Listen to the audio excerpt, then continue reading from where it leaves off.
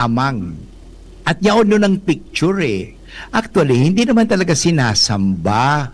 Hindi naman sinasamba ng mga Chinese yung lolo-lola mo. Although doon merong, para bang, di ba, merong may insenso kasi nilalagay. Alam mo, maganda ito, pag-alala. Kasi pag hindi mo na aalala, nakakalimutan mo yung ginikanan, hindi po maganda yan. Kaya one of the tradition or Chinese culture or Chinese tradition that I appreciate much is this respect. Respeto talaga eh. Yan naman talaga ang naalala ko pa ng mga pinsang ko, mga siyempre, talaga ino-observe nila yon. Talagang respeto. Respeto sa nakakatanda. Naalala ko pa nung talagang ino-observe pa nila tuwing Sunday. Oh, punta tayo kay Amang. Kaya nga, si Amang, si Yeye o si Nainay, ay naghahanda. Maganda po ito eh. Kasi family-oriented ang Chinese. Lalong-lalo na, ito po maganda eh. Yung pag-aalaga sa nakakatanda. Yan po yan eh. I do not know ngayon yung mga because na affected na tayo kasi ng mga mga modern culture ng Amerika, ng mga western culture halos nawawala na rin ito. So dapat wag natin makalimutan yung mga Chinese, mga batang Chinese ngayon, wag naman yung kalimutan yung pinanggikanan. Yung mga yung traditional culture that still show, sabi nga, the Catholic faith, because it is a gift that always remains in our hearts no matter what. Yan ang na-appreciate ko. Actually nga, yung Chinese na bishop, sabi niya, Christians can pray, read, and meditate on the Word of God and take care of their neighbor. Kaya nga sa Chinese, ano ba yun? Yung sa Chinese, yung may tikoy. Ang tikoy kasi sticky. Ang ibig sabihin, maging malalapit tayo sa isa't isa. Hindi wag para iriwal. Actually, isa pang kultura, isa pang nakita ko doon sa Chinese culture, yung magtarabang-tabang. Kaya nga tingin may mga fraternity. Sa Bicol, sa Legazpi, nakikita ko yung fraternity. Meron dyan sa may dyan sa may public market ng Legazpi, nakalimutan ko yung anong fraternity. Kasi sa Chinese ganun yun eh. For example, yung pinsan ko, apelyido niya Chua. So kahit na hindi niya talaga kadugo yung basta member ka ng Chua clan. Kasi doon sa China, talaga clan by clan eh. Nang umuwi ngayong uncle ko doon sa China. So, ngayon, of course, hindi na apelyido niya Chinese kasi Pilipino na. Pero, nandoon pa rin. So, makikita mo na talagang maganda ang closeness sa family. Yun. Kaysa sa mga tikoy. Yung tikoy, mga tugang na yan, pagkain na yan, para maging close ka mo sa isa't isa. Teka mo, para iriwal. Get connected with each other. Alam mo, napakaganda po. I really appreciate yung traditional Chinese culture. Maganda po yung tarabang-tabang. Ngayon, ang tarabang-tabang, hindi makikipag-compete. At ito napansin ko ito pag nabisita ko sa Binondo o kahit doon sa Chinatown, halimbawa ito, tindahan. Okay? Maliwanag ito eh. Una ang ito mura lang ito akin, mura lang. 4,999 lang, hindi 5,000. Ang galing ng kaya yung mga pinsang kong mga negosyante sa diet siyempre, hanggang ngayon, nasa 6th generation na sila. Kasi alagaan mo ang parokyano mo. Yung mahalaga. So, pagkatapos ganito yon, one time na pumunta ako, bili ako ganito, pero sabi niya, sandali, meron kami niyan, sandali lang. Tawag din sa Pero actually, hindi naman sa kanila yon. Doon sa kabilang kaibigan niya na hardware. O, ganun muna ako dito. Bigyan mo ako ng ganito. So, in other words, kumita siya, kumita rin yung ibang tao doon, negosyante. Alam mo, isa sa mga gusto ko talaga sa Chinese, ito in the old Chinese tradition, yung tarabang-tabang. Okay. So, kumita, nadilinsyan ko, nakakumita ako kasi nakapagpabakal ako. At the same time, nakapagpabakal din yung kaibigan ko. Binaklang ko. Siyempre, kung konti na at least kumita ako, kumita siya. Kumita, kaya sabi nga, tingnan mo, karamihan sa mga Chinese is negosyante. Kasi magaling, tarabang-tabang, hindi patayan. Ay sa ating ganito, halimbawa sa magtinda tayo, magtitinda ako ng kamote, magtitinda ka rin ng kamote, pinatay mo ng negosyo ko. Dapat ganito, magtitinda ako ng kamote, ikaw naman magtitinda ng inumin, supplement, complementary sa business. Hindi patayan tayo dito. Dapat magbigayan sa negosyo. Yan. Ay ngayon na nangyari, kahit ngayon, makikita rin natin, may mga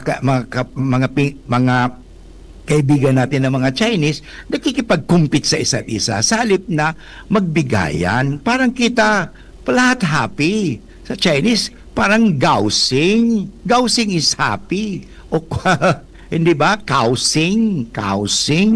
Yan, maganda mga tugang. Maganda talaga yan. So, ngayon na Chinese New Year, maganda po itong balikan ang magandang kaugalian ng Chinese tradition and culture. Lalong-lalo yan. Tulungan, bigayan, at respeto. Yan hindi ko talaga makalimutan doon sa mga gurang ni. Mga gurang. Kasi naabutan ko yan mga gurang mi na talagang respeto. Respeto sa elders. Respetuhin mo yan, elder yan Kaya ngayon na Chinese New Year, siguro may mga Chinese na nakikinig sa atin ngayon. Okay? So, sana ibalik natin. Magandang ugali ito. Respeto, tulong-tulungan, bigayan, parang happy. Lahat tayo gausing. Saka maunlad tayo. Okay? So maganda po. The Chinese New Year is really a spacious time to care for others. Starting with the elderly, the sick, the lonely, and those in difficulty. We can experience God's blessing and peace during the Spring Festival by spending time with our families, praying in communion, and caring for others. So, Happy Chinese New Year! Sinyeng Kwailo! Okay, mga tugang, ang oras sabi ko niyan, 18 minutos makalipas ang alauna ning hapon. For liver health, level up na. Liverate Pro. Silimarina, multivitamins pa. Ang Liverate Pro ay hepatic protector which may help sa kalusugan ng atay kasama ng proper diet at exercise. Maaari ding makatulong ang Liverate Pro sa treatment ng chronic inflammatory conditions tulad ng fatty liver. Liver up na! Liverate Pro! Mabibili ang Liverate Pro sa lahat ng leading drugstores nationwide. Silimarin plus multivitamins is the generic name of Liverate Pro. If symptoms persist, consult your doctor. May Silimarin, may multivitamins pa. Yan ang Liverate Pro. Tulong sa pangangalaga ng atay. Liver up na tayo with Liverate Pro. Abangan sa Radyo DZGB ang programang Usapang Consumer at Negosyo. Programang magtataunin kasimbagan sa saindong mga kahapotan tungkol sa pagnegosyo. Magdadara ning kadagdagang impormasyon mapadapit sa mga diretsyon ning mga konsumidor asin mga giya kung paano maging mga responsableng parabakan. Usapang Consumer at Negosyo. Mataon pagnibid sa mga matrayumpong negosyante asin sa mga establishmento de negosyo na may marhaing na kontribusyon sa komunidad. Usapang Consumer at Negosyo. Madadangog na kada primero Biyernes kan bulan, alas 11 sagkod alas 12 minuto. Ihahatod sa Indo kan Department of Trade and Industry Regional Office 5. Usapang Consumer at Negosyo. Abangan! Kasama natin ang Diyos Okay, balik po kita giraray sa programang Maray na Hapon with Father Boots Bombase OP. At mga tugang, pwede po kaming magduman sa DCGB News Online at paki-click tabi ito. Pagkatapos i-share, okay? And then pwede ka mong mag-message sa kuya, okay? So again, sa tuya mga tugang na Chinese, singing Kwailo, at the same time, Xiaohao. Okay. So, mga tugang, alam mo sa Bicol, meron din parang similarity, kasi pag sa Bicol baga, pag sinabi, wara, mayo. Pero sa Chinese, actually, ang salita sa Chinese, pag wala, mayo. Yun, mayo. Wala, mayo, mayo. Yan. Kaya anyway, mga tugang, mas maganda talaga. Ibalik ta, so magayunan na kaugalian itong sa Chinese New Year. Chinese yan Maganda po kasi mga tugang iyan. So well, pagdating sa emphasis ng celebration sa Chinese New Year, we have to align it with our faith. Hindi naman lahat superstitious, kundi really with faith, emphasizing family, gratitude, and renewal rather than superstition and ancestor worship. Okay? Maganda po ito Well, ito po ang kaugalian. Christians often celebrate through reunion. Yeah, may reunion. Actually, nakapag-attend ako ng one time doon sa Binondo, yung laureate. Grabe yung karakanan. Alas 12 actually yun Alas 12 ng tanghali, natapos kaming magkakan. Alas 3. Alam mo kung perang pagkakan ito? 30 bayans, grabe. Kaya nga pag nag-inimbitan ka sa laureate, mas maganda, dahil ka magkakantulos gulpi, kadikit-dikit para matikman mo. So yun po reunion. Of course, exchanging red packets, yung red envelopes.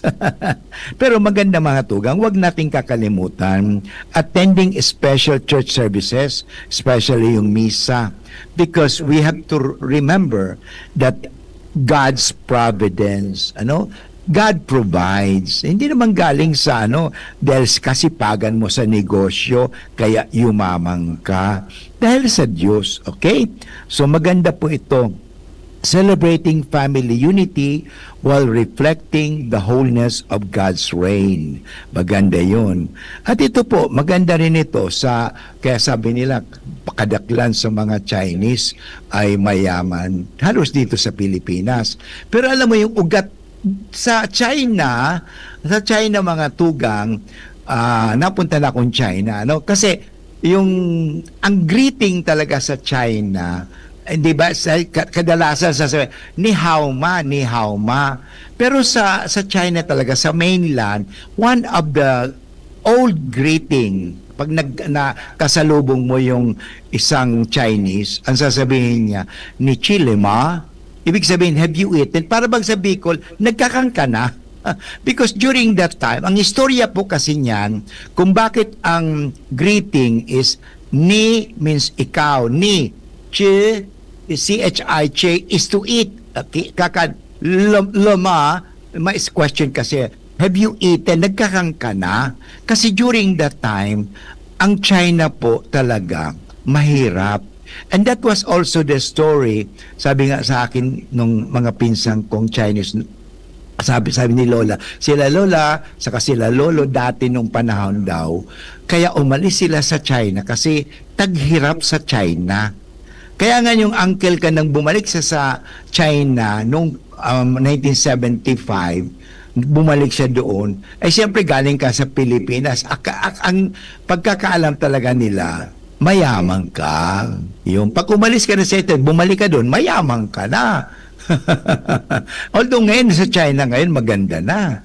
Kung mapunta kayo sa mainland, maganda na. Lalo nung panahon nagsimula na kasi yung industrial doon sa Guangzhou, ano. So maganda po 'yan. And ito po ang mahalaga, stewardship and gratitude. So itong New Year na to, Chinese New Year is a time of thanksgiving for God's protection rather than focusing on superstitious luck. Yan ang pinapaalala din. Kasi, yan ang ano doon, nakakalimutan kasi superstitious. Pero tandaan po natin, everything comes from God. Galing sa Diyos po ang lahat. Kaya gratitude and stewardship. Kaya makikita mo naman yung Catholic Chinese, mahiling mo talagang very generous. Totoo yun. Generosity kasi because God protects and God provides. Maganda po ito. And itong panahong ito ng Chinese New Year is also a time of focusing on giving. Kaya tingnan mo giving, kaya nagbibigay. May mga, sabi nila, actually, ang pau, ang ibig sabihin ng pau actually, bread. Kaya tingnan mo, give me bread. Ang bread kasi sa Western is pera. I don't have bread. Actually doesn't mean na tinapay. Bread is money. Kaya naano rin ampaw, yung pau, siopaw, yung pau, pag sila may mga pau, ibig sabihin bread po yan. Okay? So at least meron kayo na intindihan na Chinese. Kaya at the same time, ito po ngayon, avoiding idolatry, being mindful to avoid practices involving ancestral worship because we don't worship. Respect po yun. Okay? Kaya nga ancestral, hindi worship. Ang tawag yan, ancestral respect, hindi ancestral worship. Kasi akala nila sinasamba si lolo-lola. Hindi naman po. Kasi, sabi nga, yung ginikanan mo kasi, wag mong kakalimutan. Yan yung one thing that I really like sa Chinese, yung mentality. Wag mong kakalimutan yung pinanggalingan mo. Yan mga tugang. Well, yan po mga tugang ang napakaganda. Na balikan natin, okay? Balikan po natin na magandang i-celebrate ito. So, how should a Christian celebrate Chinese New Year? Yun po nga sabi nga, pwede ka po magbisita sa mga pinsan o kaibigan, to care for the family, okay? So, tandaan po natin yung understanding its practice underlying beliefs, okay? So the Chinese Christian must have a correct understanding of the Chinese tradition and their significance so that he or she can deal with these issues. Kaya yun, from the biblical standpoint, and be a good witness and testimony for Jesus. Kaya maganda po ito Maganda po ito. Maganda yan na pag-usapan talaga natin, okay? So the important is to examine yung popular Chinese practices. Marami din po yan, So, yan, maganda. Pero ang pinakamaganda talaga dito, aside from the mga practices, yung giving mandarin oranges, saying well wishes, pagkatapos yung eating yuchong, okay, which is a symbol for prosperity. While it is not wrong to ask the Lord for spiritual and financial prosperity and well-being, we must be careful not to be duly concerned about material wealth and success. Yan ang problema sa ngayon. Yan. Nakakalimutan ng mga tugang-tang Chinese. Kasi nakasentro na lang sa material wealth and success. Ito po, sabi nga, as the Lord blesses us, we are to practice what Deuteronomy chapter 8 verse 18 says. But remember, the Lord your God, for it is He who gives you the ability to produce wealth, and so confirms His covenant which is word to your ancestors as it is today. So huwag makakalimutan ang Diyos. Okay? So may God help us, Christians, to maintain the active appreciation of our cultural heritage without compromising our Catholic faith. Okay? So itong Chinese New Year na ito. Anyway, tugang babalik nga si Father Boots pagkatapos ko na nga pagirumdum. Ang oras sabi mo niyan is 30 minutes after 1 o'clock. An oras hatod sa Indokang. Tanduay, celebrating 170 years of Rom excellence. Tibay ng loob, tibay Tanduay. Plemex for kids. Mommies, agapan agad ang ubo at plemang nakabara. Pambatang lagundi. Plemex! Kung ikaw ay edad 50 pataas katulad ko, may mataas na ang risk ng panlalabo ng paningin. Mas challenging ang pang-araw-araw na gawain tulad ng pagbabasa, pagsusulat, at pagmamaneho. Ang Optin ay may lutin na maaari makatulong sa kalusugan ng mata, nilalabanan ng epekto ng glaucoma, macular degeneration at katarata. Kitang-kita ang kalusugan. Mabibili ang Optin sa mga pangunahing butika nationwide. Mahalaga ang paalala, ang Optin ay hindi gamot at hindi dapat gamitin panggamot sa anumang uri ng sakit. Ubo ng anak? Nakababahala? Baka plema. Para dyan, Plemex for Kids ang pambatuko. Ang Plemex for Kids ay gawa sa lagundi. Tinutunaw at pinalalabas ang plema. Ginhawa para sa bata, peace of mind para kay mommy. Camille Prats Yambao po, nagfi-flex for Plemex. Pambatang lagundi, Plemex! Vitex Segundo L is the generic name of Plemex for kids. If symptoms persist, consult your doctor. Mommies, agapan agad ang ubo at plemang nakabara. Pambatang lagundi. Plemex! Kasama natin ang Diyos.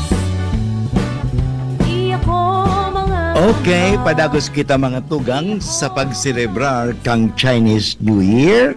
Ano? Maganda po ito. Sinasabi ko nga na huwag po nating kalimutan ang Diyos sa anumang selebrasyon. Kasi hindi po lahat yan nanggagaling sa tao. Okay, maganda po ito na balik-balikan natin ang Diyos. Ano? Kasi yun po talaga naman ang dahilan kung bakit na may selebrasyon. Because binigyan tayo ng buhay ng Diyos. Sabi nga, it is the Lord who gives us prosperity and wealth. Ano? So wag mong kakalimutan, mayaman ka na, Chinese ka, mayaman ka na, nakalimutan mo na ang Diyos. Hindi po pwede yon. Ano? Kaya nga, maganda po ito. Ito mga bagay nito, understanding its practices underlying beliefs. O, so yung sinasabi ko kanina, na itong religious and cultural practices na ito, talagang huwag nating kakalimutan. Okay? So, balik tayo doon sa tinatawag natin na pag-acknowledge sa Diyos. Okay? Because rich and poor have this in common. The Lord is the maker of them all. Yeah. Ang Diyos naman talaga ang may likha ng langit at lupa. Okay? Remember, sabi nga, that the Lord your God, for it is He who gives you the ability to produce wealth. Pag wala ka ng buhay, magiging mayaman ka pa? Hindi na. Kaya wag mong kakalimutan ang Diyos. Kasi nakasentro na tayo nagiging material, masyado ng negosyo, na nakakalimutan mo na ang Diyos. Okay? So, importante mga tugang na huwag kakalimutan ang Diyos. Kaya nga, importante dito yun na yung sa what about the greeting that Chinese give one another in the season. For example, Wan Shi Rui, yun, may everything you wish be fulfilled. Yan, okay? Yung, actually, ngayon, ang sabi ko, hindi good luck. Whenever I wish somebody, I don't tell them good luck.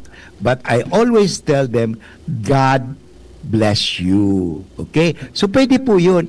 I suppose there are no harms in giving general well wishes to this time, sa Chinese New Year, birthdays, whatever. But however, as Catholics, And as Christians, we should be careful not to wish people good luck.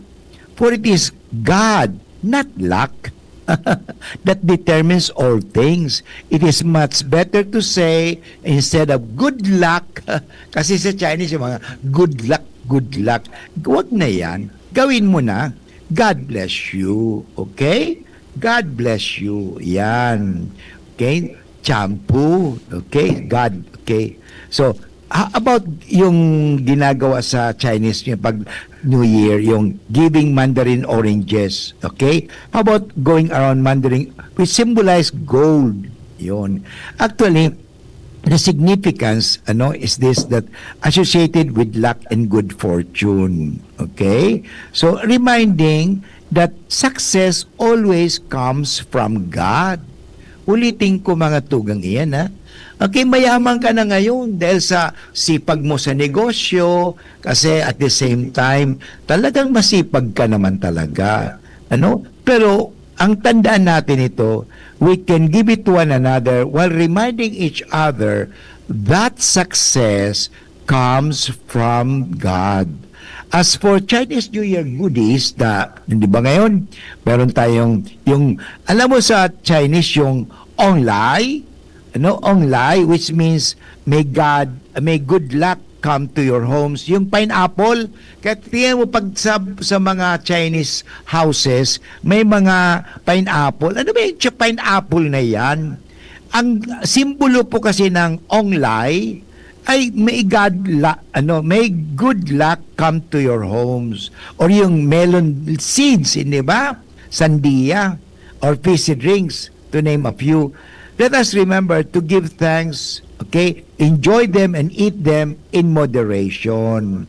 Okay, as we can see, there are many Chinese New Year practices that are done to pursuit of material prosperity. Done in mind. Yet, we are told clearly, by Jesus, we cannot serve both God and mammon or money. Okay? So, paalala ko sa mga tugang-tang mga Chinese, na wag nating kalimutan ang Diyos na pinagmumulan at pinanggagalingan ng ating kayamanan, yung pera. Kasi wala ka naman talagang madadala pag namatay ka. So yan po, as long as we are cognizant of the fact that we should not worship money. Yan ang problema eh. Kasi minsan may mga tugang kitang mga Chinese na ang sinasamba na lang nila ay kwarta. Hindi na nga nagsisimba, hindi na nagdarasal. So, balikan po pa rin natin. Sabi ko nga kanina, maganda po yun eh, na magpasalamat lagi sa Diyos. Okay? Maganda po ito eh. As long as we are aware that we should not worship money, or encourage others to worship money, we can discernibly participate in these practices. Yun naman talaga, wala naman. Expression po ito ng Chinese culture. Pero wag nating kakalimutan, that we have to give glory to God while enjoying the blessings of the seasons with a grateful heart. So, may God help us Christians to maintain an active appreciation of our Chinese cultural heritage without compromising our faith. Kasi minsan, sinosubstitute natin. Hindi pwede. Huwag mong isubstitute si God sa pera. Wala ka ng panahon magsimba. Kasi ikaw negosyo eh. Ikaw tinda. Wala na, misa. Paano ka magkakaroon ng pagkain sa mesa kung hindi ka nagmimisa? Importante pa po yan, okay? So, pagirumdum lang po kasi every time we celebrate Chinese New Year, maganda po yan. Balikan natin. Kasi kultura ito, may Filipino culture, may Chinese culture, iba-ibang culture, American culture, respeto lang po yan. Okay? Pero wag mo kakalimutan, ang pinagmumula ng lahat, walang iba kundi ang Diyos. Okay? So in other words, be consistent. in our Christian witnessing and living. There is much in our Chinese culture that is good and promotes good virtues. Maganda po ito ang mga tinuturo ng mga Chinese sa culture po natin ito. Like filial piety. Yung sinasabi ko respect. And is consistent with biblical teaching, hindi ba? As Christians, our real identity is found in our relationship with God. Thus, God must be the center of our Chinese New Year celebration. Hindi yung pera. Nakakalimutan po natin kasi yan Ano? So, while Chinese New Year gives Christians an opportunity to show our appreciation for family and the elderly, such as caring and loving, should go beyond more seasonal greetings to tangible lifelong practices. So hindi lang ngayon na Chinese New Year that we have to care and to love. Para bang sabi nga sa pagkanta natin hindi lang tuwing araw-araw, laging Pasko lagi, pag tayo nagmamahalan. Maganda po ito So children should assure parents of our love and respect for them through regular support, obedience, and submission to them in our daily lives. Yun. Huwag mong kakalimutan yan. Ano, maganda po ito turo ng mga ninuno. Maganda ito mga turo dati ng mga ninunong Chinese, nakita ko yan sa mga doon, Pero maganda ito, wag nang kakalimutan, okay? Lalong-lalo na yung regular support, obedience, and submission to our parents and elders, okay? So yun. In case of religious or ancestors worship during Chinese New Year, we must seek to explain to our loved ones the reasons for our non-participation so that they would not think that we are not unfilial. Actually, ito po, may, kasi minsan akala kasi wino-worship. Okay? We are not disrespecting our ancestors or elders, but are declining to participate because we do not wish to worship other God or dead.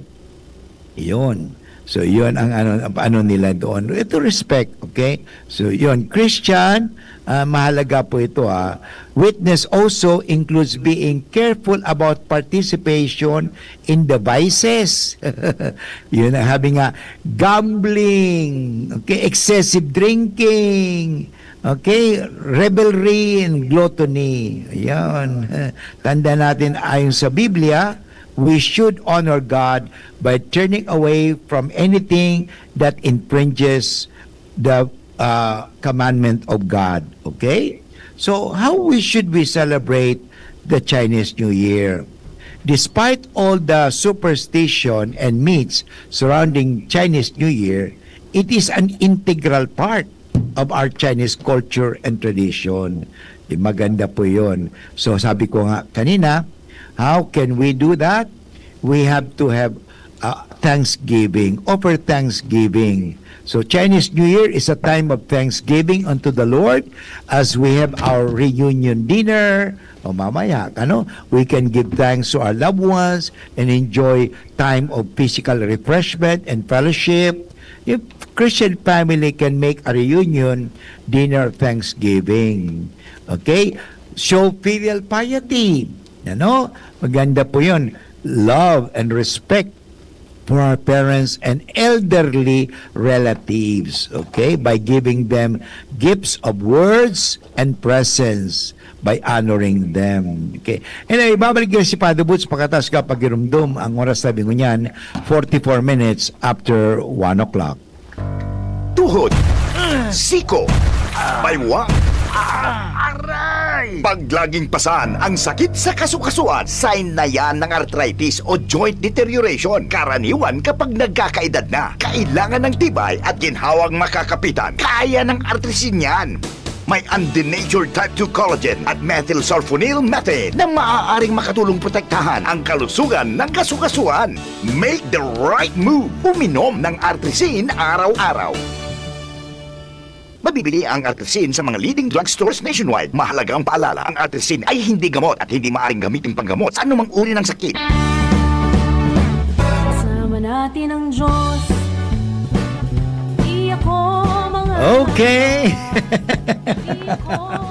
Paalis na ako kasi I have to do my personal thing. But anyway, malapit na matapos ang oras ng pamamaalam. But anyway, mga tugang, may tawag si ano dito, may tawag si Roy Kadag. How are you? Roy Kadag, how are you? You're on the air. Yeah, Happy Chinese New Year. Yeah, Roy. Kumusta kayo? Ano kasi, may gusto kong sabihin sa inyo. Yes. Alam, Yeah, on the air. Maganda ang danig. Maganda. may drama. Ano? So, may rules tayo Na? na paggamit ng sagugat. Ano yan? Ano yan? Sinagot kayo na video hindi maganda. Ano yan? Ano? Hindi naggamit mong salitang ugat.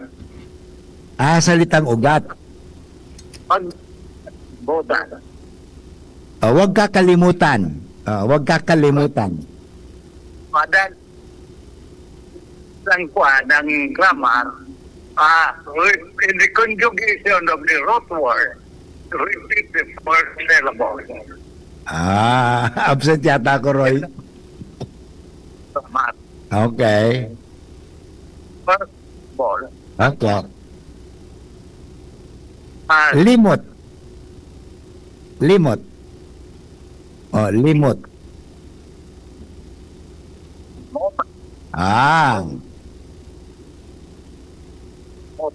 Yun. Okay. Taken. Okay.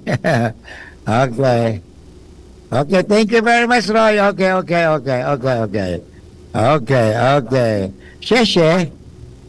Okay. Sheshe. Yeah. Yeah. Okay. Okay. Yeah, okay. Sige. Okay, thank you for the correction. Noted, accepted. Okay. Yung sa authority, pero nung Okay. Okay. So, thank you. Okay. Sheshe. Okay.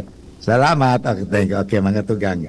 So, palagos kita sa tuwing di-discuss mo niyan, lalo sa Chinese New Year, ano? Kasi yun nga ang Chinese New Year is a celebration ng mga Chinese bilang pasasalamat, pasasalamat sa Diyos, So, yun po, to cherish Chinese New Year is a time for reconnecting with relatives and friends. Kaya nga sabi ko may tikoy. As God has instructed us to love our neighbor, let us use this time to express our love for the people in our lives. If there are familiar or friendship bonds that have been broken, maybe prayerfully use this season to seek forgiveness and healing. So maganda ito mamaya sa Chinese dinner, pwede kayo pupunta kayo doon kay Amang o pupunta kayo kung sa mga celebration, kainan, siguro magpansinan kaysa magbatian, kaysa isnaban. Let us cherish relationship. And that's one thing again, I really appreciate my Chinese roots, yung aking pagiging Chinese din na ang dugo ko. Mang Pita, good afternoon po. Yes. Okay. Okay, so maliwanag. Nagramit ka bisiyan, Mang Pita, ano? Okay. Ako nga, naka-on yata naka-on. Naka-on yata yung yung microphone dyan sa studio. Albert. Anyway, no problem. That is technical problem. No problem. Okay, so cherish relationship, okay? So para mas maganda, para tayo kausing, lahat masaya, maganda. Kaya mamaya, pag-iralin natin yung cherish relationship. This is very important in a Chinese New Year. We gather together to cherish relationship, reconnecting with relatives and friends, especially those that have been broken, At isa pa ito mga tugang, honor the Lord. We are reminded that it is God who blesses us with our wealth. Oh, totoo nga. Karamihan ngayon ng mga Chinese mayaman na. So, balikan natin. Sino ba talaga ang nagbigay ng kayamanan? Yun. Ang Diyos di ba? Huwag mong kakalimutan. Yan. Maganda po yun na talagang alagaan natin ang kalikasan. Hindi for profit lagi. Hindi pwede kasi ako kita, lagi kita. Pero kayo wala kita. Ako lang nakakakita. Hindi naman pwede yun. Lahat tayo nakakakita at lahat tayo kumikita. Hindi pwede ako lang kita, kayo wala kita. Hindi pwede. Importante, pasalamatan natin ang Diyos lagi. It is God who blesses us with our wealth. So Chinese New Year can also be a time of giving and honoring the Lord with what we have. Kaya nga, yung be generous to others, wag kang maging makasarili. Maganda po ito Maganda, Ito mga magandang gawin natin ngayon na Chinese New Year celebration. Kasi bukas, by the way, sisimulan natin ang Ash Wednesday. Maganda po ito May connection din po ito Ngayon na Chinese New Year, February 17, February 18 naman is the beginning of Lenten season as Wednesday. And by the way, hindi lang tayo mga Katoliko po. Kasi bukas, sisimulan din po ang Ramadan. At mga kapatid natin na mga Muslim, talagang, siguro ito ng pagkakataon na talagang magkaisa na tayo. Magkasama-sama na tayo. Huwag na tayong maglabanan, mag-away-away. Alam mo, respeto lang. Tulad ngayon, respeto natin ang Chinese culture. Okay? Then bukas, makita rin natin ang mga kapatid natin na Muslim. Magsisimula na rin ang Ramadan. Ang Ramadan na kung saan makikita natin ang prayer and fasting. Sa kanila, mag-aayuno po, magsisimula na po. Sabi ko nga nung nakarang araw, mas stricto pa nga talaga ang Muslim pagdating sa pag-aayuno. Kasi talaga mula from sunrise to sunset, wala silang kakainin. Tayo nga mga Katoliko, fasting may kakainin pa. Hindi nga lang full meal. At least magsakripisyo. Yun. Kaya maganda po ito, Ngayon na Chinese New Year, maganda ito, Share Christ's love. Chinese New Year is a good time for sharing God's love with our loved ones, relatives, and friends. On this special day, let us pray for opportunities to share Christ with those whom we meet. Okay? Yan, maganda tugang iyan, ha? Kaya, Happy Chinese New Year sa mga tugang-tang Chinese. Wag mong kakalimutan. Share Christ's love to others. Share Christ. Sa Chinese New Year. Father, hindi naman si Jesus Chinese. Hindi nga siya Chinese. Pero ang dugo natin, haliting sa Diyos yun dugo pa rin tayong di ba? After all, we were created in the images and likeness of God. Yan. Huwag nating kakalimutan yan. Okay? Share Christ with those whom we meet. Dapat siguro tayo mga Katoliko, tayo mga Kristiyano, ipakita natin. Let us be relational, hindi lang doctrinal, hindi lang dogmatic, kundi relational. Maganda ang relasyon sa kapwa at relasyon sa ibang tao. Maganda po ito So yun, napakagandang balikan natin. Again, sa ating mga kapatid na Chinese, a blessed Chinese New Year in the Lord to everyone. Okay? Yan. Sa aga, ang satuyang pag-urulayan mga tugang, ining manunungod sa tinatawag natin na Ash Wednesday. So, maganda po inihong gagawin natin. Actually, when we share, nandun na po ang tinatawag sa almsgiving, because almsgiving is sharing. Okay, let us share Christ to others. Okay, so maganda po yan. Maganda na ating ibahagi si Kristo sa bawat isa. Okay, maganda po yan. Okay, sana may natutunan kayo. How should we celebrate the Chinese New Year in a Christian way?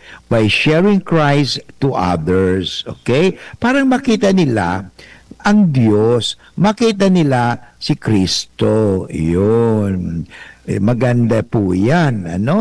Makita nila ang Diyos sa atin. Ayan.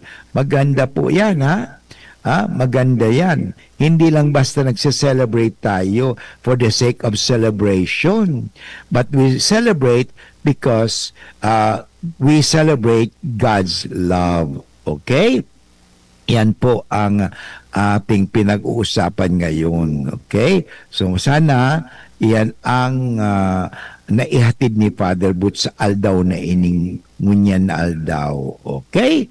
So, anyway, sino pa ang nandito? Batiin po natin sa yung nakikinig pala sa DCGB News Online. Okay? So, sige. By the way, ito po pala si Charito Caballero, marahay na hapon po Father Boots, Happy Chinese New Year from Libon, Albay.